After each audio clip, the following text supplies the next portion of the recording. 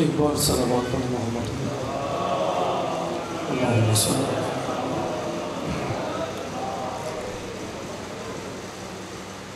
اعوذ باللہ من الشیطان الرجیم. بسم اللہ الرحمن الرحیم. الحمدللہ رب العالمین. والصلاة والسلام على اشرف الانبیاء والمرسلین وخاتم النبیین سیدنا و مولانا علی رسولہ الکریم وأهل بيته الطيبين الطاهرين المعصومين المظلومين. أما بعد، فقال الإمام حسين بن علي عليه الصلاة والسلام: فقد نظر بنا من الأمر ما قد ترون وأن الدنيا قد تغيرت وتنكرت وأدبر معروفها ولم يبق منها إلا صبعبۃ کصبعبۃ الإناء. سب سے پہلے ہم سب بارگاہ الہی میں شکر گزار ہیں کہ اللہ تعالیٰ نے ہم سب کو ذکر محمد و آل محمد میں یہاں شریک ہونے کی اور ذکر محمد و آل محمد پڑھنے کی یا ذکر کرنے کی جو توفیق خداوند متعال نے ہم سب کو یہ عنایت فرمائی. بارگاہ الہی میں اس توفیق الہی پر شکر گزار ہیں. مختصر وقت ہے، اس لیے میں آپ کی خدمت میں مختصر سا یہ قیام امام حسین علیہ السلام کے حوالے سے مختصر چند معروضات و عرائض آپ کی خدمت میں پیش کریں گے. طالب علمانہ آپ نے توجہ سے سننا ہے. سید الشہداء علیہ السلام کا قیام مقدس کربلا کے حوالے سے بہت کچھ تاریخ کے اندر لکھا گیا ہے. علماء نے، زعماء نے، اکابرین نے، اہل قلم نے، دانشوروں نے بہت کچھ امام حسین علیہ السلام کے قیام کے حوالے سے لکھا اور کربلا کی مختلف تفاسیر کی گئی.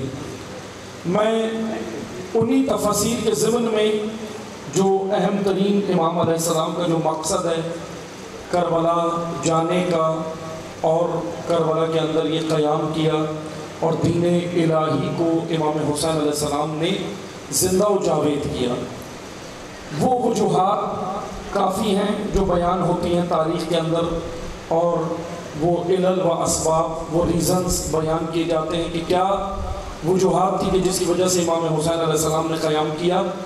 میں مختصر سا آپ کی خدمت میں جو میں نے کلام تلاوت کیا یہ خطبہ امام حسین علیہ السلام ہے، اس کا ایک پیراگراف، ایک حصہ آپ کی خدمت میں نے تلاوت کیا ہے.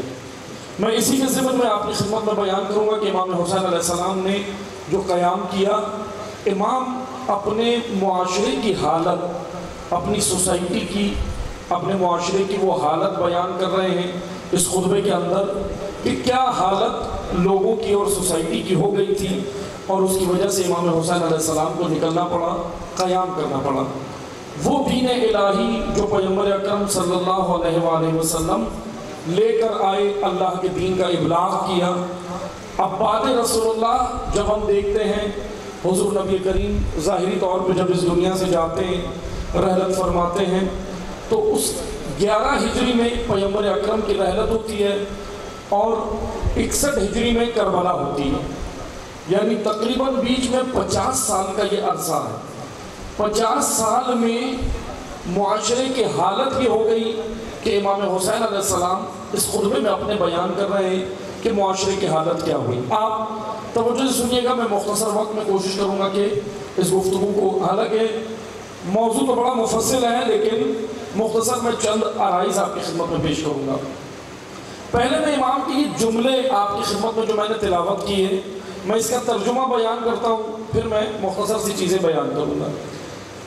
امام علیہ السلام نے یہ اپنا کلام یا اپنا یہ خطبہ مکہ کے اندر اپنے قیام کے دوران دیا تھا، کیونکہ جب 28 رجب کو امام حسین نے مدینہ چھوڑا تھا اور 3 یا 4 شعبان کو امام مکہ میں آئے تھے، تو 4 مہینے تقریباً امام مکہ میں رہے اور مکہ میں امام نے اپنی تحریک کو جاری رکھا، تحریک حسینی کو جاری رکھا اور اپنا مقصد لوگوں کو بیان کیا، لوگوں کو بتایا کہ میرا مقصد کیا ہے. اسی خطبات میں سے ایک خطبہ کہ جس کا یہ پیراگراف میں نے آپ کی خدمت میں تلاوت کیا، یہ توجہ سنیے گا. امام فرماتے ہیں ایھا الناس، اے لوگوں، یعنی یہ خطاب خالی یہ نہ سمجھے کہ 61 ہجری کے لوگوں کو تھا، 60 ہجری کے لوگوں کو تھا، بلکہ آج بھی یہ خطاب امام حسین علیہ السلام کا ہر نسل کو ہے، ہر قوم کو ہے، ہر قبیلے کو ہے، بلا تفریق امام کا یہ خطاب سب کو ہے، تمام بنی نوع انسانوں کو ہے۔ اور کیا خطاب ہے یہ؟ اس کا ترجمہ سنیں۔ ایھا الناس فقد نزل بنا من الامر، امام فرماتے ہیں کہ لوگ بدل گئے، معاشرے میں تبدیلی آئی ہے۔ ان الدنیا قد تغیرت و تنکرت، معاشرے میں تبدیلی آئی ہے۔ کیا تبدیلی آئی ہے؟ لوگوں میں تبدیلی آئی ہے۔ اچھا توجہ سے سنیے گا، تبدیلی تو حکومت میں آئی تھی۔ سوال یہ بنتا ہے نا، یزید برسر اقتدار آیا تھا، 60 ہجری میں ہوا کیا تھا کہ یزید برسر اقتدار آیا تھا۔ اب امام کو اگر ہم ظاہری طور پہ دیکھیں تو امام کو کہنا تو یہ چاہیے تھا کہ یہ نظام، یہ سسٹم، اس کے اندر کوئی تبدیلی آ گئی ہے، یا امام سسٹم کو کہتے، بلکہ امام نے وہ جو موجودہ سسٹم ان کے دور میں تھا، یزیدیت، یزید برسر اقتدار آیا اور یزیدی نظام قائم ہوا، اس کی وجہ امام نے بیان کی کہ دیکھو جس معاشرے میں، جس قریہ میں، جس سوسائٹی میں، جہاں بھی اگر یزید جیسے کردار برسر اقتدار آتے ہیں تو اس کی وجہ یہ نہیں ہوتی کہ ہم یہ سمجھیں کہ یہ خود طاقتور انسان ہے، بلکہ اس کو جواز عوام فراہم کرتے ہیں۔ اس خطبے میں امام نے یہ بیان کیا، توجہ سنیں، یعنی کوئی بھی اگر ظالم سسٹم، ظالم حکومت کسی بھی معاشرے میں، کسی بھی ملک میں، کسی بھی شہر و قریہ میں اگر نافذ ہوتی ہے تو اس کے ہاتھ مضبوط کرنے میں عوام کا کردار ہوتا ہے۔ امام حسین علیہ السلام کے خطبے کی میں تشریح کر رہا ہوں، توجہ سنیں۔ امام نے کہا لوگوں میں تبدیلی آئی ہے، ان الدنیا قد تغیرت و تنکرت، لوگوں میں تبدیلی آئی ہے۔ تبدیلی کیا آئی ہے؟ تبدیلی یہ آئی ہے کہ انہوں نے ادبرا معروفہا، توجہ سے سنیں گے امام حسین علیہ السلام کے میں جملے جب آپ کی خدمت میں جب یہ ترجمہ ہو جائے گا تو آسانی ہو جائے گی۔ ادبرا معروفہا، لوگوں میں تبدیلی کیا آئی ہے کہ دین کو پش دکھائی ہے، دین کو، ادبر عربی میں کہتے ہیں پش دکھانے کو، لوگوں نے دین کو، نیکیوں کو پش دکھا دی ہے۔ اچھا یہ امام خطاب کہاں کر رہے تھے؟ کھڑے ہو کے مکہ میں، اور مسلمانوں سے خطاب کر رہے تھے، کلمہ گو سے خطاب کر رہے تھے، محبت کرنے والوں سے، جو امام سے محبت بھی کرتے ہیں ان سب سے یہ خطاب کر رہے تھے۔ امام کیا خطاب کر رہے تھے کہ لوگوں میں تبدیلی یہ آئی ہے کہ لوگوں نے دین کو پش دکھا دی ہے۔ ادبر معروفہا، معروف نیکیاں، دین پش دکھا دی ہے۔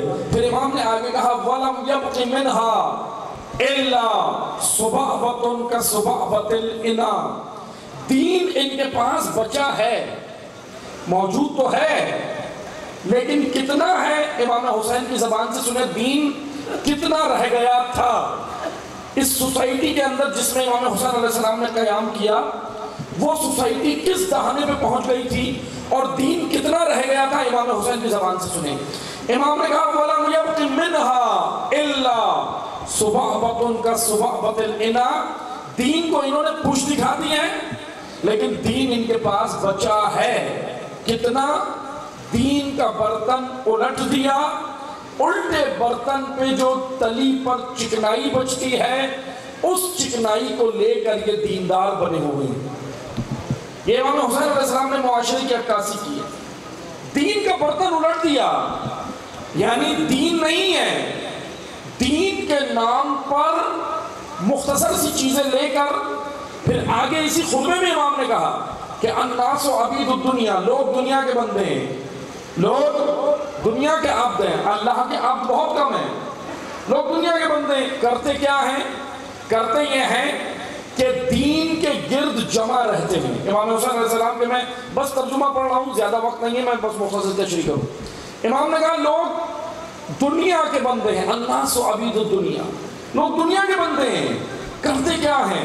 دین کے گرد جمع ہوتے ہیں، اسلام کے گرد جمع ہوتے ہیں، لیکن دین سے فوائد کے لیے کتنا فائدہ دیتے ہیں؟ امام نے کہا الدین لائق علی السنتہم، دین ان کی زبانوں پر نوک زبان پر ذائقہ ہے. امام حسین علیہ السلام کہہ رہے ہیں دین ان کا نوک زبان پر ذائقہ ہے. کتنا رکھتے ہیں نوک زبان پر؟ بس مختصر سا رکھتے ہیں. اور پھر کرتے کیا ہیں؟ پھر امام نے کہا لیکن دین کو اندر نہیں اتارتے. زبان میں رکھتے ہیں، فوائد دین سے لیتے ہیں، دین کے گرد منڈلاتے ہیں، دین کو زبان کی نوک پہ رکھتے ہیں، لیکن دین کو مکمل و جامع اسلام جیسا ہے عملی طور پر مکمل نہیں لیتے، امپلیمنٹ نہیں کرتے. اپنے وجود پر، اپنے گھر پر، اپنے قریہ میں، اپنے محلے میں، اپنے معاملات زندگی میں دین کو امپلیمنٹ نہیں کرتے، عملی طور پہ نافذ نہیں کرتے. پھر امام نے کہا ہوتا کیا ہے؟ اتنا لیتے ہیں جتنا ان کی ضروریات کے لیے کافی ہوتا. امام نے خود میں کہا، امام حسین علیہ السلام کے جملے ہیں یہ، بس توجہ سنیں، کیونکہ حق بنتا ہے نا جس کی محفل، جس کی مجلس ہو، خطبہ بھی اسی کا پڑھا جائے، اسی طرح پتہ چلے نا ہمیں کہ امام کا خطبہ کیا ہے، امام نے یہ قیام کیوں کیا. پھر امام نے کہا دین ان کی زبانوں میں نوک زبان پر ذائقہ ہے، بس اتنا لیتے ہیں جتنا ضرورت کے لیے کافی ہوتا ہے. پھر کرتے کیا ہیں؟ جب دین پر کوئی آنچ آئے، جب دین خطرے میں ہو، جب حلال و حرام کی پابندگی نہیں کی جا رہی ہو، جب معاشرے میں بے راہ روی ہو، عریانیت عروج پر ہو، فحاشی عروج پر ہو، جب حلال کو حرام اور حرام کو حلال کیا جا رہا ہو، جب حرام کو حرام ہی نہ سمجھا جا رہا ہو، جب سنت رسول معاشرے میں مر جائیں اور بدعتیں زندہ ہو رہی ہوں، تو امام حسین کہتے ہیں فَإِذَا مُحِسُوا بِالْبَلَاءِ قَلَّتْ دَيَّانُونَ. دین جب خطرے میں ہو، دین کے گرد آنے والے بہت ہوتے ہیں، لیکن جب دین خطرے میں ہو فَإِذَا مُحِسُوا بِالْبَلَاءِ قَلَّتْ دَيَّانُونَ. جب دین خطرے میں آئے تو دین بچانے بہت قلیل نکل کر آتے ہیں. دین بچانے نہیں آتے. دین کے گرد ویسے تو ہوتے ہیں، دین سے معاش اپنا مضبوط کرتے ہیں، دین سے شخصیت بناتے ہیں، دین سے سب کچھ بناتے ہیں. لیکن امام حسین کہہ رہے ہیں جب دین خطرے میں ہو، جب اسلام بچانا ہو، جب دینی تعلیمات، اسلامی تعلیمات روندی جا رہی ہوں، جب ہیومن ویلیوز، اقدار انسانی، جب اسلامی اقدار کسی سوسائٹی میں روندی جا رہی ہو، پائمال کی جا رہی ہو، تو امام حسین کہتے ہیں وہاں نکل کے جو غیرت مند دین بچاتے ہیں وہ بہت تھوڑے ہوتے ہیں. کیونکہ یاد رکھیں دین بچانے کے لیے مرد یا عورت ہونا شرط نہیں ہے، دین بچانے کے لیے اندر غیرت ہونا شرط ہے. غیرت ہونا شرط ہے، ورنہ کربلا میں خواتین بھی آئی ہیں، آئی نا خواتین. اور امیر المومنین جب بعد رسول تنہا ہوئے مولا علی، تو آپ سب جانتے ہیں، آپ نے سب نے مجالس میں سنا ہے کہ حضرت سیدہ نے نکل کر قیام کیا. کیا بچانے کے لیے؟ اللہ کے دین، ولایت امیر المومنین کو بچانے کے لیے قیام کیا نا. اسی طرح ہم دیکھیں خواتین کا کردار بہت اہم ہے. میری مائیں بہنیں یہ پیغام سنیں، توجہ سے سنیں. اسلام نے آپ کو ڈیگریڈ نہیں کیا، خواتین کو اسلام نے ڈیگریڈ نہیں کیا، ہمارے کلچر نے کیا. اب ہم کلچر کو اگر دین سمجھیں یہ ہماری غلط فہمی ہے، اس لیے دین اور کلچر الگ الگ چیزیں ہیں. اب اسلام خواتین کو مقام دیتا ہے. آئیں دیکھیں رسول اللہ جب تبلیغ کرتے ہیں مکہ کے اندر، کون ہے جو نکل کر راہ رسول سے کانٹے ہٹاتی ہے؟ کون ہے جو رسول کے پاؤں میں جو کانٹے لگے ہیں نکالتی ہے؟ اس عظیم ہستی کا نام خدیجہ الکبریٰ. یہ معاون ہے. کیوں جناب خدیجہ رسول اللہ کو سب سے زیادہ پسند تھی تمام ازواج میں؟ یہ میں نہیں کہہ رہا، پیغمبر اکرم خود کہتے تھے. پیغمبر اکرم خود حضرت خدیجہ کے مقام کو بیان کرتے تھے. کیوں؟ کیا پہلی بیوی ہونے کی وجہ سے؟ کیونکہ ہمارے ہاں تو یہ معیار ہے نا کہ بھائی پہلی ہوتی ہے. ہم تو یہ کہتے ہیں نا، مثلا اگر کسی کے 3-4 شادیاں ہو جائیں، کیونکہ ہمارے معاشرے میں غلطی سے ہو جاتی ہیں، کیونکہ پہلی تو مشکلات پیدا کر دیتی ہے اگر کسی سے ہو جائے. ورنہ بہرحال اگر کسی کی 3-4 شادی ہو تو کیا ہوتا ہے؟ وہ کہتا ہے پہلی ہے. لیکن رسول اللہ کے پاس یہ معیار نہیں ہے کہ اگر پہلی ہے تو اس لیے افضل ہے، نہیں، بلکہ پیغمبر اکرم جناب خدیجہ کا مقام یہ بیان کرتے ہیں کہ خدیجہ اس لیے افضل ہے کیونکہ وہ معاون رسالت اور معاون دین ہے، معاون اسلام ہے، رسول اللہ کی معاون ہے، رسول اللہ کی ناصرہ ہے، رسول اللہ کی مددگار ہے اسلام میں، اس لیے نہیں کہ صرف زوجہ ہیں تو اس لیے، بلکہ وہ پیغمبر اکرم کو اپنا امام، رہبر، ولی، نبی مان کر خود کو پیروکار سمجھ کے رہتی تھی، زوجہ بن کے نہیں رہتی تھی، پیروکار بن کے رہتی تھی۔ اب آئیں اسی طرح، کیونکہ غیرت اندر تقاضا کرتی جب اسلام کے اوپر آ جائے۔ اب آئیں حضرت سیدہ نکل کے قیام کرتی ہیں، المومنین کا دفاع کرتی ہیں، اس لیے نہیں کہ شوہر ہے، اس لیے کہ اللہ کا ولی ہے، اس لیے کرتی ہیں، اس لیے کہ امام اور رہبر ہے۔ اب آئیں کربلا کی باری جب آتی ہے تو ہم، کیونکہ میں کردار جناب زینب پہ تھوڑی سی روشنی ڈالوں، حق بنتا ہے نا بی بی کا بھی، حالانکہ الگ سے اب میں ایک تجویز دے رہا ہوں، الگ سے ایک دن یوم زینب کے عنوان سے بھی منایا جائے، جیسے یوم حسین ہوتا ہے نا، تو حضرت زینب، کیونکہ زینب ستون کربلا ہے، اور میں اور بڑھ کر کہوں اگر جملہ، نہ کہ ستون کربلا، زینب ستون دین اسلام ہے۔ آج اگر اسلام قائم ہے، باقی ہے، تو وہ حضرت زینب کے مرہون منت ہے۔ یہ کردار زینبی ہمیں سمجھنے کی ضرورت ہے۔ زان موت جناب زینب کیوں آئی کربلا؟ صرف بھائی کی محبت میں نہیں، بھائی سے محبت تو تھی فطری، اور بے شک اتنی محبت تھی کہ ان بھائی بہن کی کوئی مثال تاریخ میں نہیں ملتی، ایسے ہی ہے نا، محبت تو تھی، لیکن عزیزان محترم جناب زینب دین بچانے آئی، اللہ کا پیغام دینے آئی ہے۔ کہاں؟ وہاں پر پیغام الہی دیا جہاں کوئی بھی، جہاں لوگوں کی غیرت مر رہی تھی۔ آپ دیکھیں شام کے بازار میں، شام کے دربار میں، کوفہ کے بازار میں، کوفہ کے دربار میں، ایسی سوسائٹیز میں جا کر، ایسی نیشنز، ایسی قوموں میں جا کر جناب زینب نے ان کی غیرت کو بیدار کیا جہاں پہ اس سوسائٹی کے اندر سے غیرت نکال لی گئی تھی۔ کیونکہ یاد رکھیں غیرت وہ گوہر ہے، غیرت وجود انسانی میں سب سے افضل ترین ہیومن ویلیو ہے۔ ہیومن ویلیو میں جو ہیومن ویلیو میں جو سب انسانی اقدار کے اندر جو سب سے اہم ترین صفت ہے وہ غیرت انسانی ہے۔ اور رسول اللہ کی حدیث بھی ہے، توجہ سنیں، میں گفتگو کو مختصر کروں تو مجھے سنیں، رسول اللہ کی حدیث بھی ہے، پیغمبر اکرم فرماتے ہیں کہ جب شیطان کسی پر حملہ کرتا ہے، نہ نمازی سے نمازیں چھینتا ہے، پہلا حملہ، فرسٹ اٹیک، شیطان کا پہلا حملہ، نہ نمازی سے نمازیں چھینے گا، نہ روزہ دار سے روزہ چھینے گا، نہ عزادار سے عزاداری چھینے گا، نہ عابد سے عبادت چھینے گا۔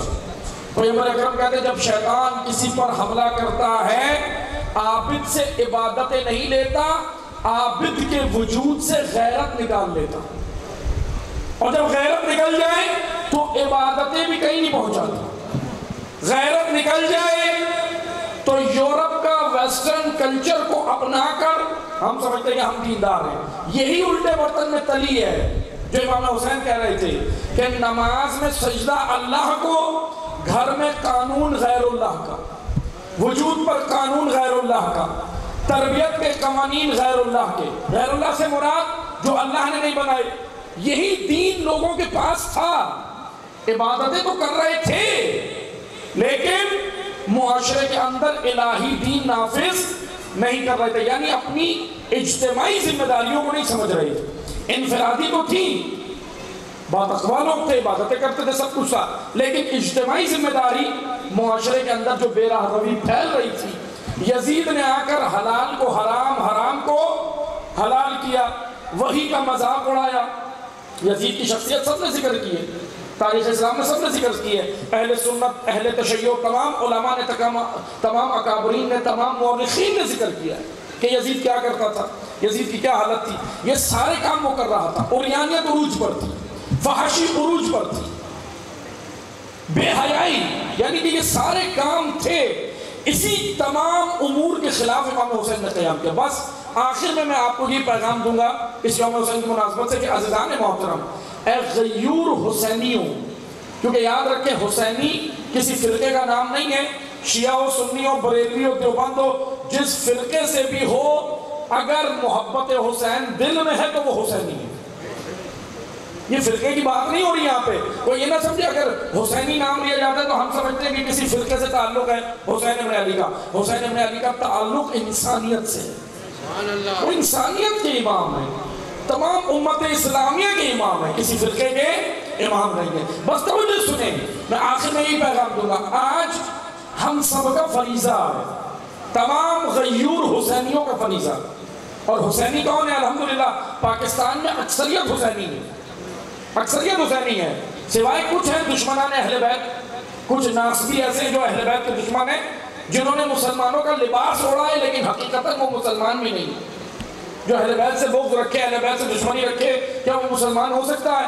نہیں ہو سکتا۔ پیغمبر اکرم یہ حدیث موجود، بس توجہ سنیں، حسینی، غیور حسینی، آج غیور حسینیوں کا فریضہ ہے، عزاداروں کا، امام حسین کی عزا برپا کرنے والوں کا، امام حسین کا نام لینے والوں کا، تمام امت اسلامیہ کا فریضہ ہے کہ جب بھی کسی معاشرے اور سوسائٹی میں اسلامی اقدار پائمال ہوں تو آپ نے اپنی غیرت دکھانی، آپ نے نکلنا ہے اسلام بچانے، دین بچانے۔ امام حسین نے اپنا فریضہ ادا کر دیا، روزے عاشور امام نے اپنا فریضہ ادا کر دیا، اب امام کے بعد فریضہ میرا اور آپ کا ہے۔